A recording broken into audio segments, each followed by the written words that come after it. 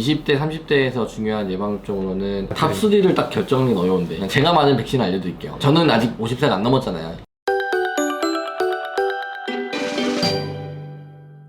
성인에게도 좀 필요한 예방접종들이 여러 가지 있을 것 같은데요. 이번 시간에 20, 30대에 필요한 예방접종 항목들, 중장년층에게 필요한 예방접종 항목들 정리해서 설명 부탁드립니다. 이번에 이제 코로나 예방접종이 중요시 되면서 예전에 예방접종을 잘 안 맞으셨던 분들의 예방접종에 대한 중요성이 상당히 인식이 되기 시작을 했습니다. 안 맞으시던 분들도 독감 예방접종을 맞기 시작했었죠. 예방접종하면 소아만 생각할 것이 아니라 성인에서 상당히 중요합니다. 그래서 모든 성인은 1년마다 한 번씩 독감은 예방접종을 하시는 게 좋고요. 20대, 30대에서 중요한 예방접종으로는 A형, B형 간염, 특히 A형 간염이 2, 3년 전에 많이 유행이 돼서 문제가 됐던 적이 있어요. 그때 식당에서 중국산 조개젓 같은 것들에서 A형 간염 바이러스가 많이 검출돼서 문제가 됐었는데 A형, B형 간염 접종은 20, 30대에서 예전에 접종력이 좀 불명확하거나 하면 A형 간염은 안 맞았으면 맞으면 되고 B형 간염은 접종력이 불분명하다면 항체 검사를 하고 맞는 게 좋고요. 어렸을 때 맞더라도 항체 검사상에서 안 나오게 되면 한 사이클 정도는 더 맞아주는 게 또 중요하다고 되어 있으니까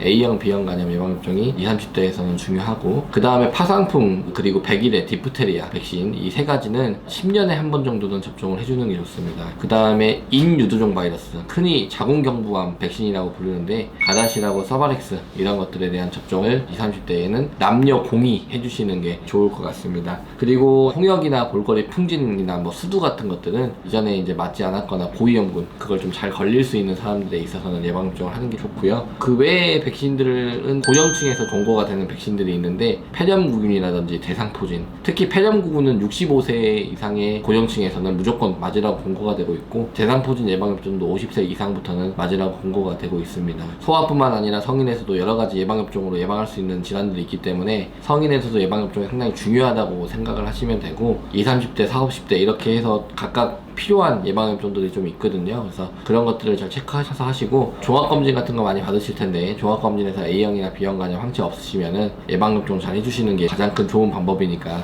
예방접종을 잘 해주시면 될 것 같습니다.